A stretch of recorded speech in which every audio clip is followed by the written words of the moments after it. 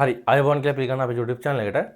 ඉතින් අද වීඩියෝ එකෙන් අපි කතා කරන්න යන්නේ පරිසරය රසායන කොටසේ අපි අන්තිම වීඩියෝ එක ජල තත්ත්ව පරාමිති කියන කොටස. ඉතින් මේ කොටසෙන් අපි ජල තත්ත්ව පරාමිති සියල්ල ගැන කතා කරනවා. මේක ඉතින් පුළුවන් තරම් ඉක්මනට මම ඉවර කරන්න බලනවා. ඉතින් ඔයගොල්ලොත් පොතක් පැනක් අරගෙන මේ සෙට් වෙන වැඩේට. ඉතින් එහෙනම් අපි වැඩි කතා නැතුව යන් වීඩියෝ එකට.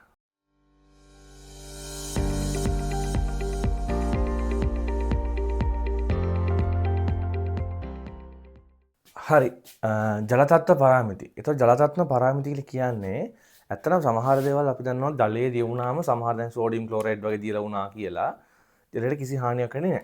හරි. අපි එතන ප්‍රයෝජනයක් ගන්නවානේ. ඉතින් එහෙම කියලා සමහර දේවල් තියෙනවා ජලයේ ඔන්රා දියුණාට කිසි ප්‍රශ්නයක් වෙන්නේ නැති. කියන්නේ ජලයේ පැවැත්මට ප්‍රශ්නයක් වෙන්නේ නැති. දැන් අපි දන්නවා මේ මුහුදු ජලයේත් අපි එක එක දේවල් දීලා තියෙන ලුණු සෝඩියම් ක්ලෝරයිඩ් විශාල ප්‍රමාණයක් තියෙනනේ ලුණු මුහුදු වතුරේ. හැබැයි ජලජ ජීවීන් ඒකට වෙනම ජල ජීවීන් සෙට් එකක් ඉන්නවා. ඒකට ජීවත් වෙන ඒ පරිසරයට හැඩගැහිච්ච. ඉතින් ඒක දී වුණා කියලා ලොකු ප්‍රශ්නයක් කරලා තියෙන්නේ නැහැ. හරි. හැබැයි සමහර දේවල් අපි දන්නවා ජලයේ දැන් අපි බැරලෝහ වගේ ගත්තොත් එහෙම සමහර මේ දේවල් ගත්තාම සමහර වායු ගත්තාම ඒව දිය වුණාම ජලයේ ඇතිවන බලපෑම වැඩි. ඒතර ජලයේ අර තියෙන පරාමිතිය නැත්නම් අර තියෙන තත්ත්වය සම්පූර්ණයෙන් වෙනස් වෙනවා. ඉතින් මේ කොටසදී බලන්නේ මොනවාද ජලයට තියෙන තත්ත්ව ටික කියලා. ඒ කියන්නේ මොනවා තියෙන දැන් අපි ගත්තොත් එහෙම නිකම්ම හිතුවොත් එහෙම pH අපි ඉස්සරම ඉගෙන ගන්න pH ගැන. ඒතර අපි ඉස්සරම බලුවොත් එහෙම ජලයේ pH එක කොහොමද තියෙන්න ඕනද? ඒකට තියෙන තත්ත්වය මොකද්ද? ඒක ස්ටෑන්ඩඩ් එක මොකද්ද? ඒකට තියෙන්න ඕනේ පරාමිතිය මොකද්ද? අපි දැන් ගන්න තියෙන්නේ water quality parameters. ඒතර water quality parameters කියන්නේ එයාට quality එක තියාගන්න water වල නැත්නම් ජලයේ quality එක තියාගන්න මොනවාද තියෙන්න ඕනේ තත්ත්ව. හරි. මම හිතන කතාව තේරෙන්නේ නැති කියලා. ඉතින් ඒවා එකින් එක ගැන තමයි අපි ඉගෙන ගන්න යන්නේ. මොන වගේ තත්ත්වද තියෙන්න ඕනේ? ඒ තත්ත්ව නැති වෙන්න හේතු මොනවාද? ඒවත් එක අපි කතා කරනවා. හරි.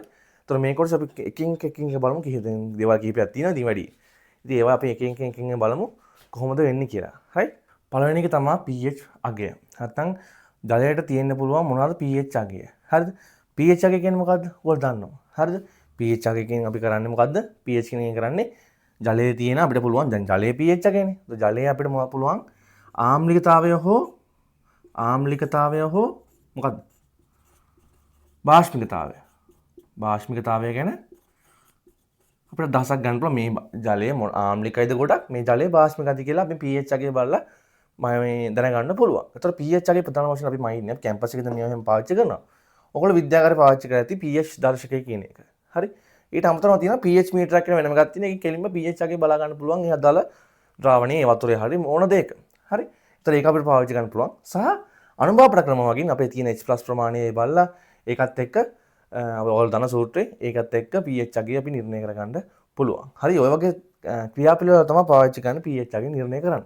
ඒතර සාමාන්‍යයෙන් කියන්නේ අපි ශ්‍රී ලංකාවේ පිළිගන්නේ ශ්‍රී ලංකාවේ සාමාන්‍යයෙන් පානීය ජලය තියෙනවා කියලා කියන්නේ 6.5යි 8.5යි වගේ අතර පරාසයක් තමයි ශ්‍රී ලංකාවේ තියෙන්න ඕනේ කියන්නේ.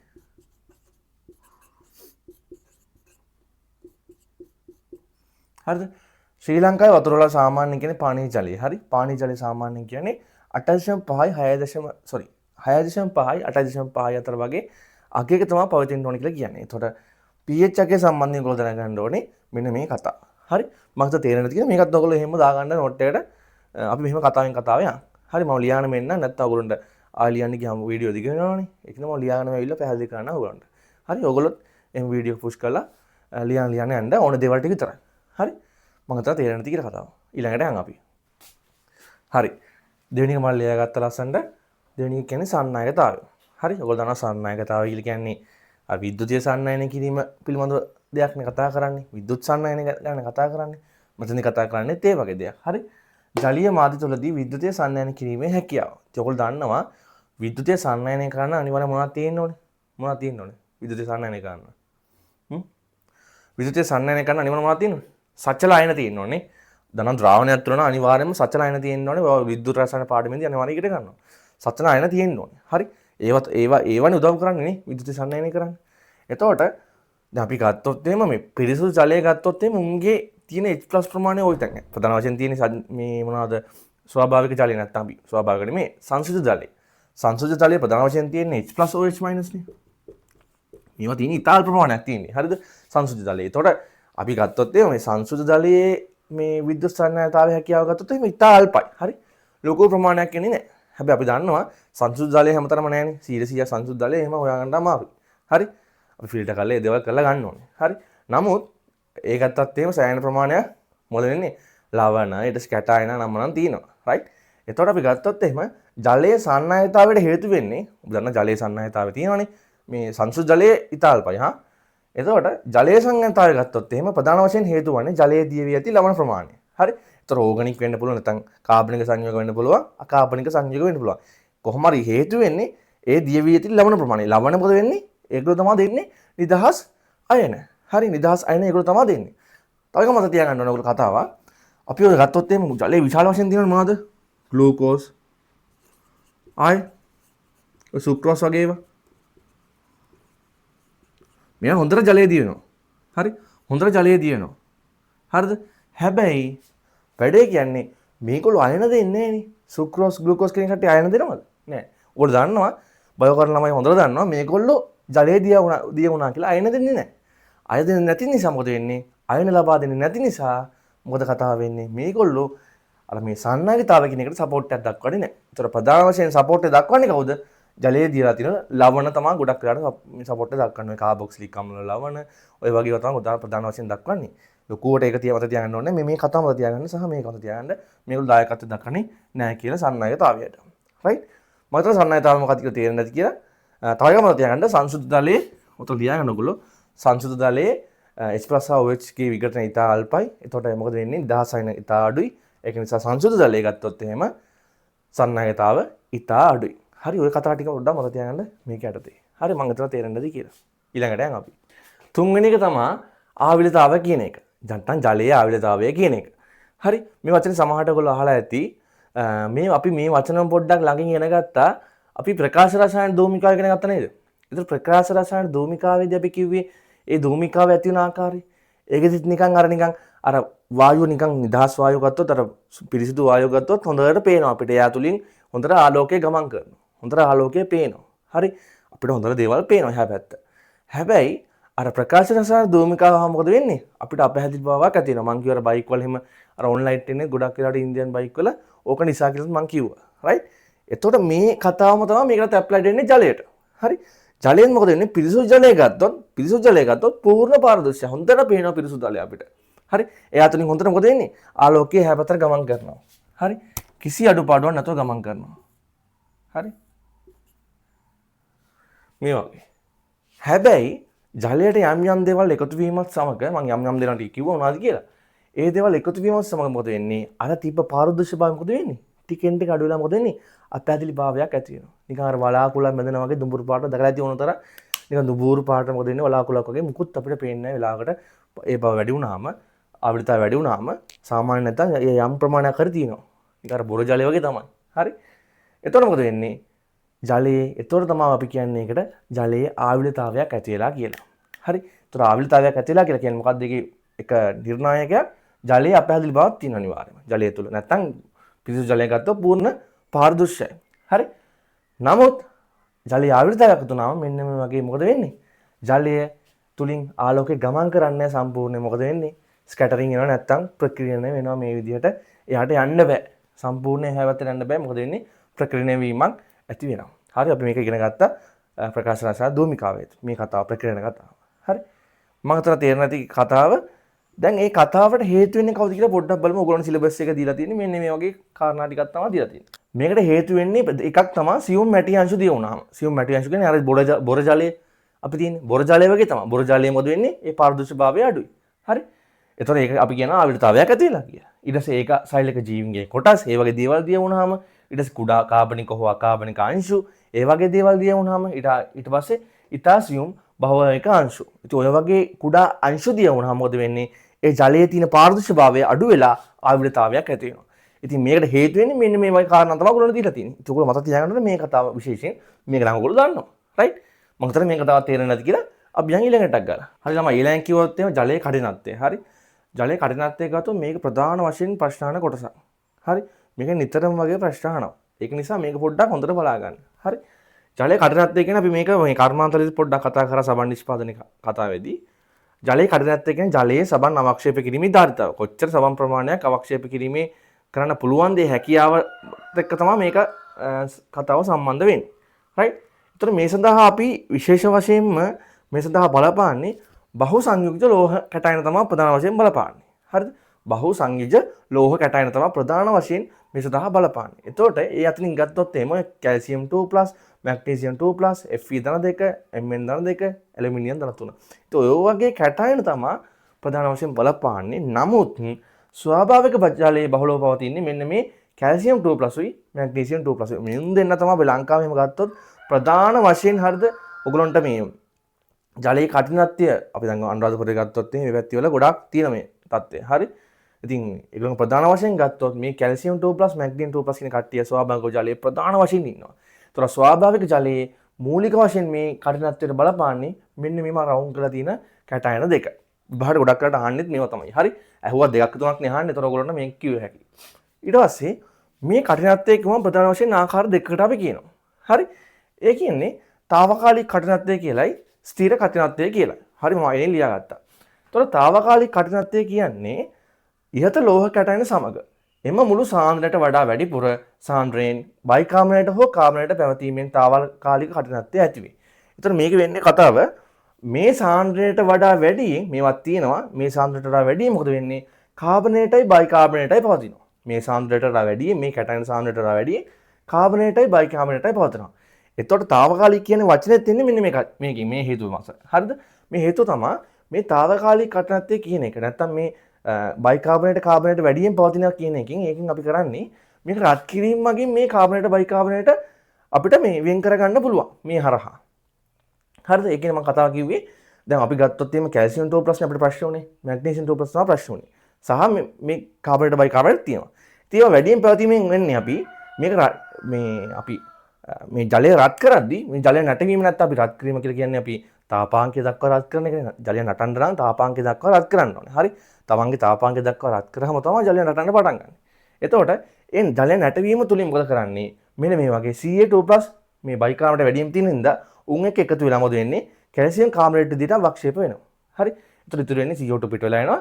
ওই පිරිසුදු ජලය අපිට ලබා ගන්න පුළුවන්. පිරිසුදු ජලය කියලා කියන්නේ අර කඨිනත්වය නැත්තම් මේ කඨිනත්වයට හේතු දුන් කට්ටියව අයින් කරලා ඒ ජලය අපිට ලබා ගන්න පුළුවන්. දැන් මේකේ ප්‍රශ්නේ තියෙන්නේ මේ උන් ඉන්නවනේ මේ මැග්නීසියම් 2+ කැල්සියම් 2+ ඉන්නවනේ. ඒගොල්ලෝ අයින් කරන්න උදව් කරනවා මේ කාබනේට බයිකාර්බනේට කට්ටිය. ඒගොල්ලෝ වැඩියෙන් ඉන්න නිසා. හරි. එතකොට මැග්නීසියම් කාබනේට දෙන මේවත් ඔහොම අවක්ෂේප කරගන්න පුළුවන්. මම දැන් කතාව තේරෙන්නේ නැති කියලා. හරි. මේ විශේෂයක් තියෙන්නේ මොකද්ද? తాවකාලික කඨිනත්වය කියන්නේ මොකද්ද? ඒකේ වැඩි මොනවද තියෙන්නේ? අර ලෝහ මොකද්ද මේ ඉහත ලෝහ කැටයනට වඩා නැත්නම් අපි කියනවා බහු සංයුජ ලෝහ කැටයනට වඩා වැඩි මොකද වෙන්නේ? පවතිනවා බයිකාර්බනේටයි කාබනේටයි වැඩි සාන්ද්‍රණය වැඩි. ඒගොල්ලෝගේ සාන්ද්‍රණය වැඩි වෙලා තියෙනවා. ඒක නිසා මොකද වෙන්නේ? මේගොල්ලෝ නටවල නැත්නම් වතුර නටවල මේගොල්ලෝ ඉවත් කරන්න පුළුවන්. ඒකින් තමයි අපි යන කිව්වේ తాවකාලික කඨිනත්වය කියලා. හරි. ඒගොල්ලෝ කොහොමද මේ නටවල අයින් කරන්නේ? මෙන්න මේ විදිහට තමයි ඔයගොල්ලෝ ලියන්න ඕනේ හේතුවත් එක්ක මේ සමීකරණ ලියන්න ඕනේ. කැල්සියම් 2+ දෙකක් HCO3- 1 කැල්සියම් කාබනේට් විතර අවක්ෂේප කරලා CO2 පිට කරලා H2O ලබා දෙනවා. right? තේරෙනවද කියන විතර. හරි. ස්ථිර කෙනවා දන්නවනේ. එහෙනම් අනිවාර්යෙන් මේ යකාව අයින් කරන්න බෑ. හරි මේ විදිහට අයින් කරන්න බෑ. මේ විදිහට අයින් කරන්න පුළුවන් ඉක්මනට වැඩි ඉවර කරලා දාන්න පුළුවන්. తాවකාලික කඨිනත්වය කියන්නේ රත් කරලා වැඩි ඉවරයි. හරි తాවකාලික ඉවර කරලා දාන්න පුළුවන්. ඒකට අග්ගල ඉවර කරලා දාන්න පුළුවන්. ඒක తాවකාලික කඨිනත්වය කියලා කියන්නේ.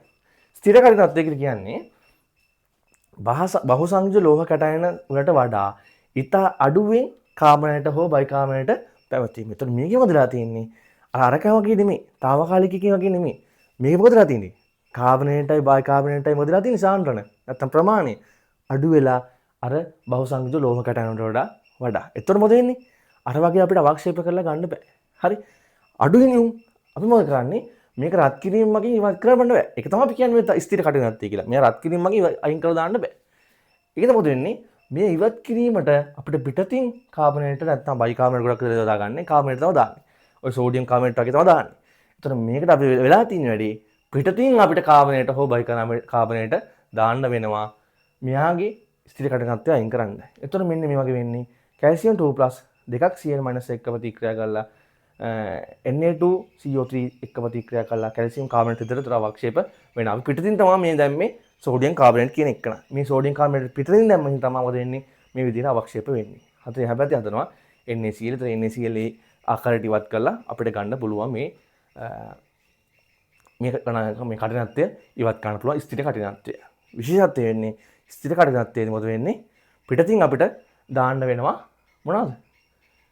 වෙන කාබනේටයක්. මොකද ඒගොල්ලෝ කාබනේට සාන්ද්‍රණය අර ස්ථිර මොකද తాවකාලික කටිනත්වය වගේ නෙමෙයි. ඒගොල්ලෝගේ ස්ථිර කටිනත්වයේදී කාබනේට සාන්ද්‍රණය අඩුයි අර ලෝහ කැඩන බහු සංයුජ ලෝහ කැඩනට වඩා.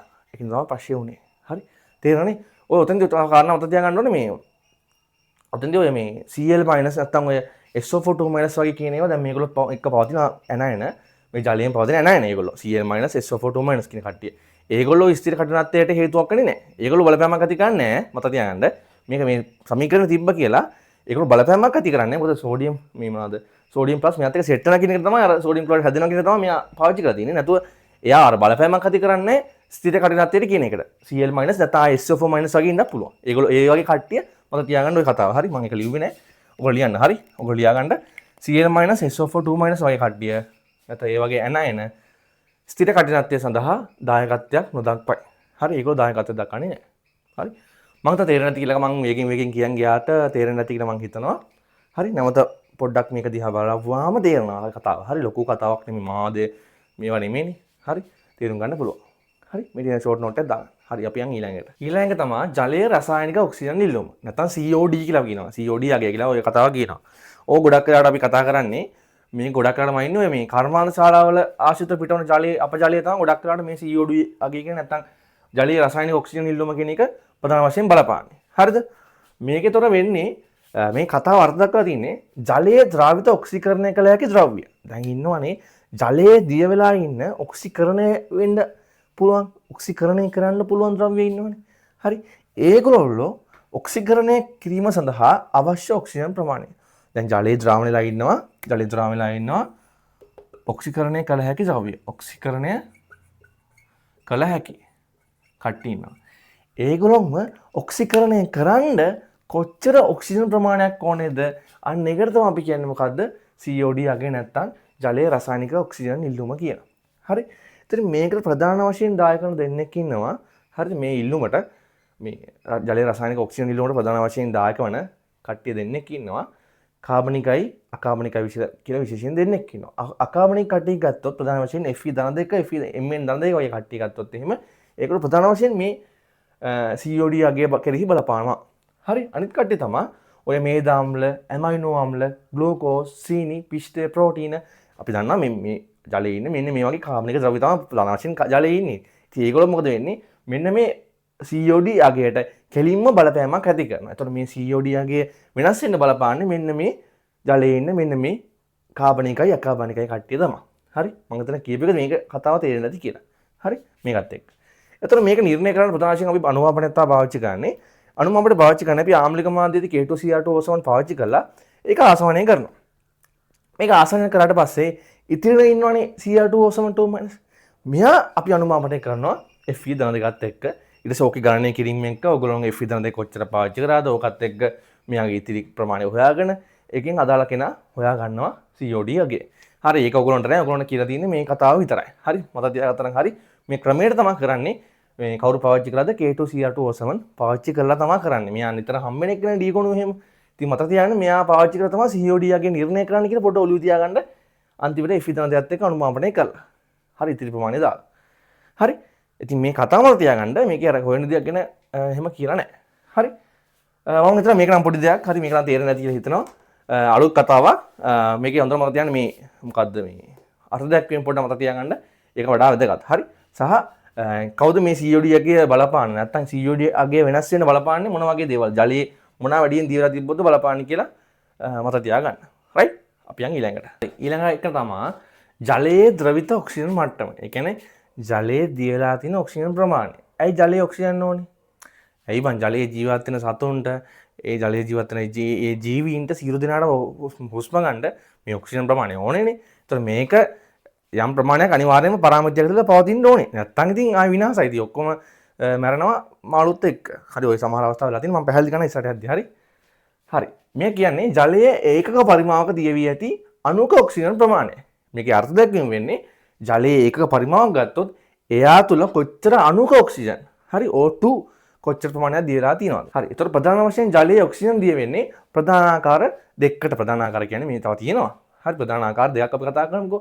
ගත්තොත් එහෙනම් කෙලින්ම අපේ වායු ගෝලයේ පවතින ඔක්සිජන් මොකද වෙන්නේ? ජලයේ දිය වෙලා ජලයේ ඔක්සිජන් ප්‍රතිශතය හදා ගන්න. ඒ ප්‍රමාණය හදා ගන්න ඔක්සිජන් ප්‍රමාණය. හරි.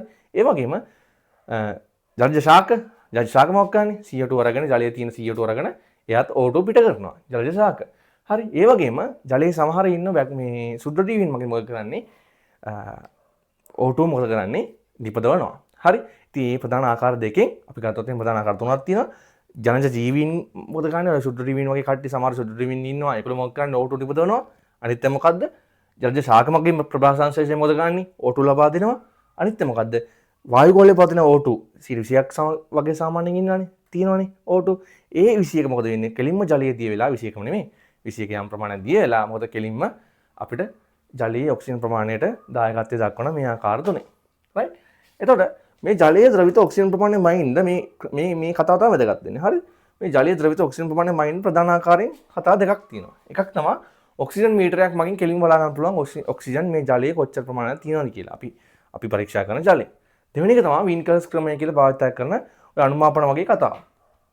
මේකද කරන්නේ MnOH2 දාලා මේ ජලයට දාලා මේ ඔක්සිජන් ටික මොකද කරන්නේ සම්පූර්ණයෙන්ම MnO2 බවට පත් කර ගන්නවා. හරිද?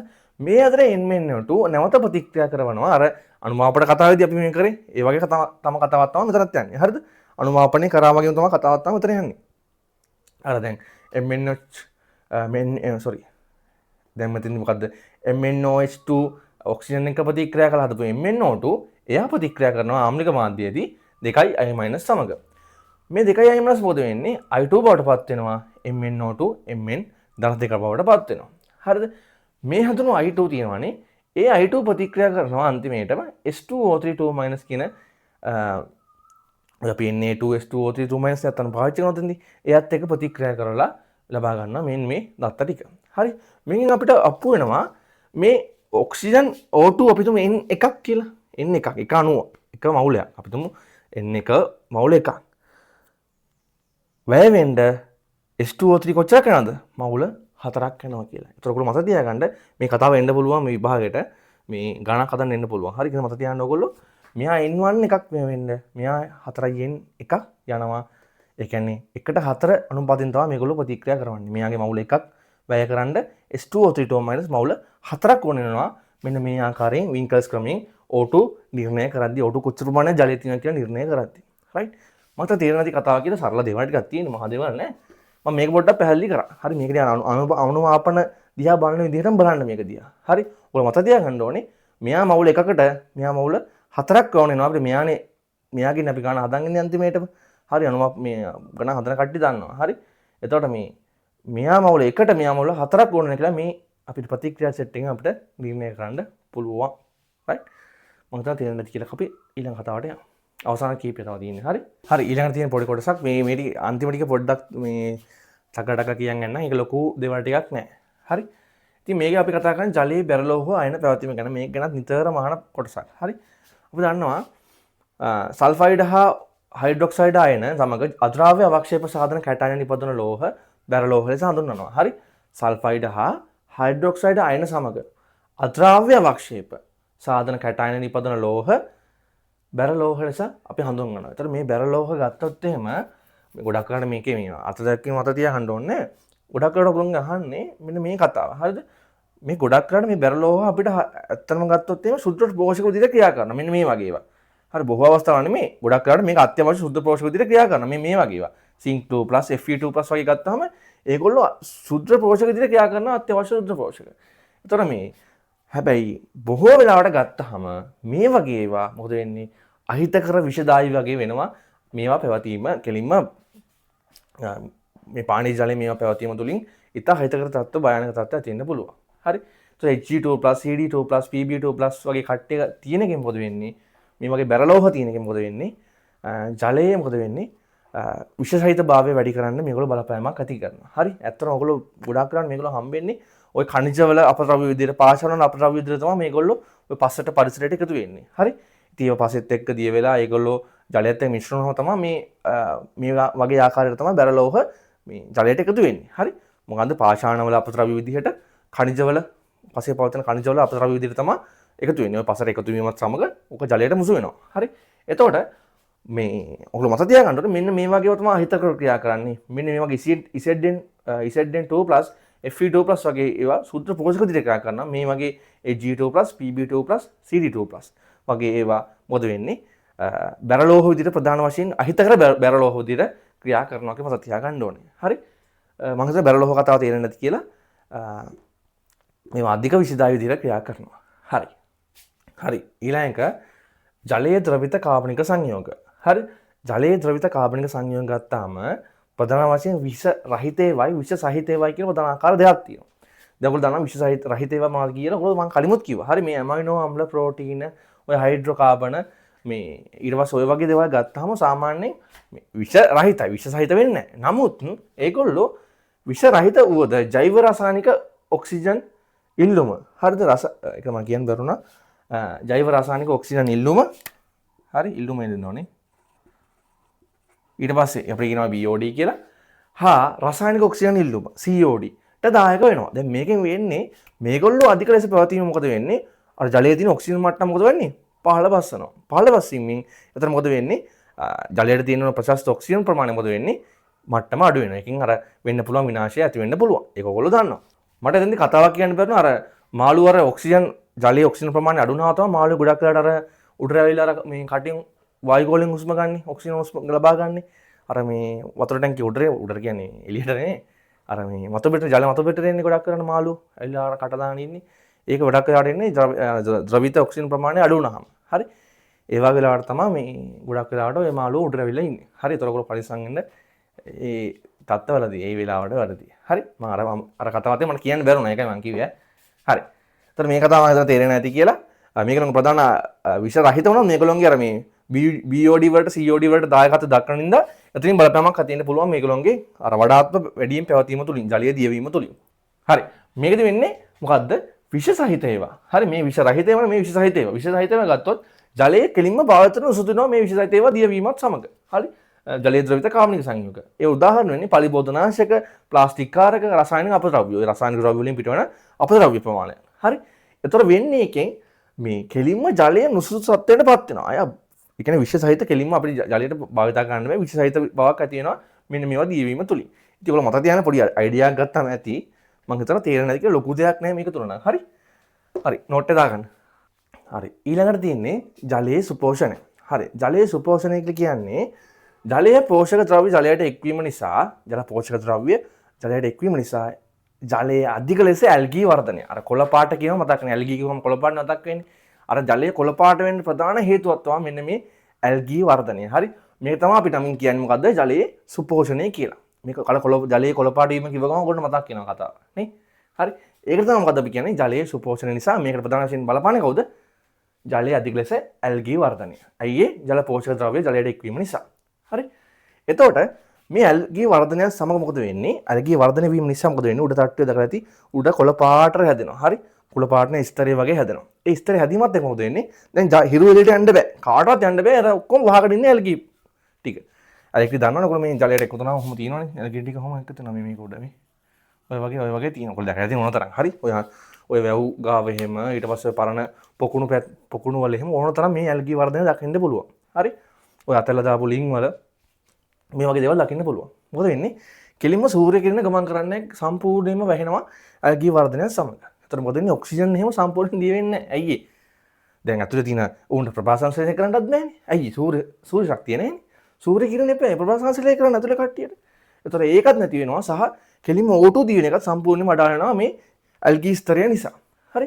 ඒතර මොකද වෙන්නේ? ජලයේ කෙලින්ම ඔක්සිජන් ඉල්ලුම අඩු වෙලා යනවා. ඒතර ඒ වගේ අර ජලයේ සාමාන්‍යයෙන් අර මොනද ජලයේ සතුන් එහෙම ජීවත් වෙන්නේ නැහැ. මොකද ඔක්සිජන් ද්‍රවිත ඔක්සිජන් ප්‍රමාණය මොකද වෙන්නේ? ගොඩාක් අඩු වෙලා තියෙනවා. ඒතර ජලයේ සතුන්ට ජීවත් වෙන ශෝෂණය කරන්න ඔක්සිජන් ඕනේනේ. ඉතින් ඒ ඔක්සිජන් ප්‍රමාණය ගොඩාක් අඩු වෙලා තියෙනවා මේ මොනවාද ඇල්ගී වර්ධනයත් එක්ක. අර ස්තරයේ පුරා ජල පෘෂ්ඨය පුරා පැතිරීමත් එක්ක මේ ඇල්ගී වර්ධනය. හරි. දැන් මොකද වෙන්නේ? මියගේ සතුන් මොකද වෙන්නේ? ස්වායු බැක්ටීරියා මගින් වියෝජනය වෙනවා. හරි. ඔයගොල්ලෝ දන්නවා කොහොමද මිය ගියාම බැක්ටීරියා මගින් වියෝජනය වෙනවා. ඒ වියෝජනය වෙනවත් සමග මොකද වෙන්නේ? නිර්වායු තත්ත්වයට ඇති වෙලා ඔය H2S වගේ වායු පිට වෙන්න ගන්නවා. හරි.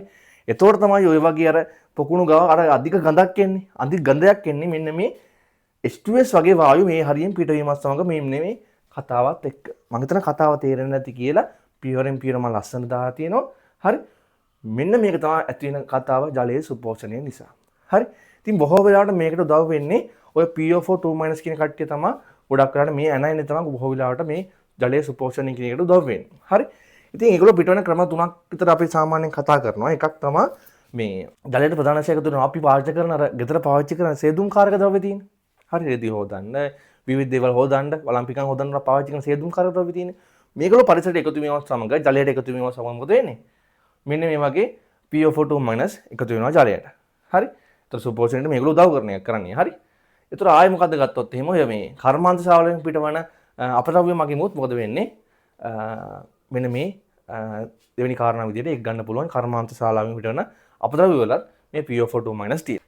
හරි. තුන්වෙනි එක ගත්තොත් ප්‍රධාන වශයෙන් පිට වෙනවා ඔය කෘෂි කර්මාන්තයේදී PO4- කෘෂි කර්මාන්තයේ පිටවන අපද්‍රව්‍ය වලින් ඊට පස්සේ කුමිනාශක වල්නාශක ඒ දේවල් මොකද වෙන්නේ? ප්‍රධාන වශයෙන් PO4 2- පිට වෙනවා. මොනවාද ක්‍රම තුන? මලිය නැතිඳ ආයෙ කියනවා කෘෂි කර්මාන්තයේදී ආයෙ කෘෂි කර්මාන්තයේදී පිටවන අපද්‍රව්‍ය මගින් ඒ රසායන ද්‍රව්‍ය මගින් ආයෙ කර්මාන්ත ශාලාවලින් පිටවන රසායන ද්‍රව්‍ය මගින් තුන මොකද්ද? නිවසේදී අපි පාවිච්චි කරන ඔය සේදුම්කාරක ද්‍රව්‍ය මගින් පිටවන රසායන ද්‍රව්‍ය මගින් මොකද වෙන්නේ? PO4 2- ප්‍රධාන වශයෙන් එකතු වෙනවා. ඒගොල්ලෝ තමයි පෝෂක විදිහට ක්‍රියා කරන්නේ. මෙයාට අපි කියන සීමාකාරී පෝෂක කියලා. මේ ඇල්ගී වර්ධනය මොකද වෙන්නේ? සීමාකාරී පෝෂකයක් විදිහට මෙයා PO4 2- ක්‍රියා කරනවා. ඒතර මෙයා වළක්වා ගැනීමෙන් මේක ගොඩාක් අපිට වළක්වා ගන්න පුළුවන් මේ ඇල්ගී වර්ධනය. ඇල්ගී වර්ධනය නිසා මේ කතාව වුනේ නේ. ඒතර මේක මොකද කරන්නේ? PO4 2- මොකද ගන්නේ? එයාට උදව් කරනවා. ඉතින් මේක අපි මේ දේවල් වළක්වා ගත්තා නම් මම කියව කාරණා තුන වළක්වා ගත්තා නම් මේකට සහයෝගයක් ගන්න පුළුවන් ඇල්ගී වර්ධනය අවම කරන්න. රයිට්. මම හිතන කතාව තේරෙන්නේ නැති කියලා සහ ඔයගොල්ලෝ අත්දැකලා තියෙන කතාවක් මේකත්. හරි. අපි අවසාන කතාවට යන් ඊට පස්සේ අපි වීඩියෝ එක අවසන් කරමු. රයිට්.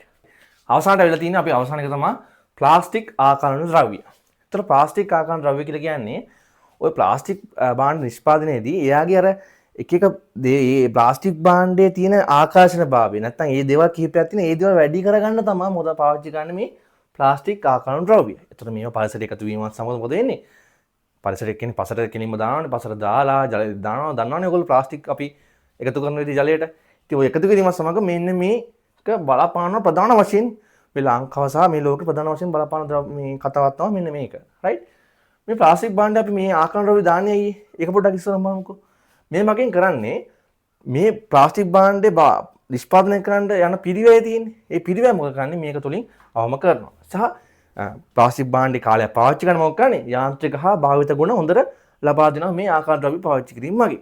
සහ අර ප්ලාස්ටික් භාණ්ඩයට ආකර්ෂණයක් ලබා දෙන්නේ මේ ආකාර ද්‍රව්‍ය පාවිච්චි කිරීම මගින්. සහ අවසාන වශයෙන් නිෂ්පාදනය මොකද කරන්නේ? පහසු කරනවා මේ ආකාර ද්‍රව්‍ය අපි පාවිච්චි කිරීම මගින්. හරි. ඉතින් මේ වගේ අර වාසි ගන්න පුළුවන් මේ ආකාර ද්‍රව්‍ය පාවිච්චි කරලා ප්ලාස්ටික් නිෂ්පාදනයේදී. නමුත් මොකද වෙන්නේ? මේවා ඇති වෙන බලපෑම ගත්තොත් මේ ජලයට මේවා එකතු වීම මගේ මොකද කරන්නේ? පිළිකාකාරක ලෙස ප්‍රධාන වශයෙන් මේවා පිළිකාකාරක ලෙස ක්‍රියා කරනවා. හරි. ඒ වගේම හෝමෝන පද්ධතියට සහ ඇතුළු වුණාම මේ අපි මේවා පානය කරපුවාම මේ වගේ ජලය පානය කරපුවාම මොකද වෙන්නේ? එකක් මොකද පිළිකාකාර විදිහට ක්‍රියා කරන මේ වගේ දේවල් සහ දෙවෙනි එක හෝමෝන පද්ධතියට කිලිම හෝමෝන ක්‍රියාකාරීත්වය මොකද කරන්නේ? අඩාල කරනවා සහ ඒකට බලපෑම් ඇති කරනවා. හරි. ඉතින් මේක බරපතල කතාවක් මේ ප්ලාස්ටික් ආකාර ද්‍රව්‍ය කියලා කියන එක මේ වර්තමානයේ ගත්තොත් බරපතලම කතාවක්. හරි. ඉතින් අපි ගොඩක් වෙලා තව කතාවක් මතක කියන්න මතක් වෙන එක අර මේ අර එපා කියන්නේ පොල් තෙල් පාවිච්චි කරන්න මේ ප්ලාස්ටික් කෑවේ පාවිච්චි කරන්න එපා කියන්නේ මෙන්න මේ තමයි කතාව. මේ සාමාන්‍යයෙන් ඔය ජලයේ දින ප්‍රමාණය ගොඩක් අඩුයි ආකාර ද්‍රව්‍ය. නමුත් ඔය පොල් තෙල් වල වගේ ඒ වගේ සාමාන්‍ය දින ප්‍රමාණය වැඩි. ඔය මේ ප්ලාස්ටික් ඔය ආකාර ද්‍රව්‍ය. ඉතින් අර අපි ඒවා පරිභෝජනය කිරීමත් සමග පොල් තෙල් අපි ආහාර වලට ගන්නවනේ ඒක දාලා. ඉතින් ඒවත් සමග මොකද වෙන්නේ? මේ ආකාර ද්‍රව්‍ය අර අපේ ශරීරයට ගත වීම වැඩි. හරි. අර මේ ප්ලාස්ටික් බෝතල් පාවිච්චි කරන්න කියන්නේ ප්ලාස්ටික් බෝතල් අපිට පාවිච්චි කරන්න එපා කියන්නේ ඒකයි. සාමාන්‍ය වීදුරු බෝතල් ඔය පොල් තෙල් ඒ වගේ දේවල් දාන්න පාවිච්චි කරන්න කියන්නේ යූස් කරන්න කියන්නේ ඒකයි. සාමාන්‍යයෙන් ඒක හොඳ නෑ. ඒක පාවිච්චි කරන්න එපා. හරි. ඔයගොල්ලෝ දැන් දැනගත්තානේ. ඉතින් ඔයගොල්ලෝ භාවිතය අවම කරන්න ඒ වගේ අවස්ථාවලදී. ඉතින් මේ කාරණා 10 තමයි මම කියන්නේ හිටියේ ජල තත්ත්ව පරාමිති කියලා. මම හිතනවා පුළුවන් තරම් මම තේරුම් කරා. අර පුළුවන් තරම් වචන වලින් මම ලියලා තිබ්බා. ඉතින් ඒවා බලාගෙන මම සමහර දේවල් හයියෙන් කියන්නේ නැති. මොකද ඉක්මනට වීඩියෝ එකත් මම ඉවර කරන්න ඕනේ තමයි. ගොඩක් වෙලා දැම්මොත් බලන්නත් වෙලා නැහැ නේ දැන් තියෙන තත්ත්වෙත් එක්ක. ඉතින් මොන හරි තේරෙන දෙයක් තියෙනවා නම් කමෙන්ට් එකක් දාන්න. මම පුළුවන් තරම් තව පැහැදිලි කරන්න. මම හිතනවා නෝට් එක හොඳට කියවුවොත් තේරෙන්නේ නැති තේරෙයි කියලා මේ බෝඩ් එකේ තියෙන නෝට් එක. ඒක කියලා පුළුවන් තරම් ඔයගොල්ලෝම තේරුම් ගන්න උත්සාහ කරන්න මම උදව්වක් තමයි ඔයගොල්ලන්ට දුන්නේ. ඉතින් ඔයගොල්ලෝ තේරුම් ගත්තොත් වැඩි කාලයක් ඔයගොල්ලන්ට මතක තියාගන්න පුළුවන්. හරි. ගොඩක් වෙලාවට හැමදේම වගේ ඒකට පුරුදු වෙන්න ඔයගොල්ලෝ. හැම වෙලේම තමන් තනියෙන් ස්ටඩි කරලා තමන් තනියෙන් ඒක තේරුම් ගන්න ගොඩක් වෙලාවට උත්සාහ කරන්න. අපින් අර ගුරුවරයෙක්ගෙන් මඟ පෙන්වීමක් විතරක් ලබාගෙන මේ දේ කරන්න උත්සාහ කරන්න හැම වෙලේම. හරි. ඉතින් මම වීඩියෝ තවත් අදින්නේ නැහැ. ඉතින් මම මෙතන නවත්තනවා. ඉතින් මොනවා හරි තේරෙන දෙයක් තියෙනවා නම් මම ප්‍රශ්නයක් තියෙනවා කමෙන්ට් එකක් දාන්න. මම රිප්ලයි එකක් දාන්න. එහෙනම් අපි ඊළඟ වීඩියෝෙන් හමු වෙමු. එහෙනම් හැමෝම හොඳට විභාග ලියන්න කියලා මම සුබ පතනවා. මට වඩා මොකද වැඩත් එක්ක ආයි වීඩියෝ එකක් දාන්න බැරි විභාගයට කලින්. ඉතින් අපේ ක්ලාස් උත් මේ දවස් සති ඊළඟ සති ඉවර වෙනවා. ඉතින් අලුත් ක්ලාස් පිළිබඳව මම දාන්නම් විස්තරයක් පෝස්ට් එකක් දාන්නම් මම channel එකේ මොනවා හරි ප්‍රශ්න තියෙනවා නම් අහන්න පුළුවන්. ඒ සම්බන්ධවත්. ඉතින් එහෙනම් අපි මම සුබ පතන හැමෝටම විභාග හොඳින් කරන්න පුළුවන් වෙන්න කියලා. good luck කියන හැමෝටම. එහෙනම් මෙතනින් මම වීඩියෝ එක ඉවර කරනවා. හැමෝටම ආයුබෝවන්.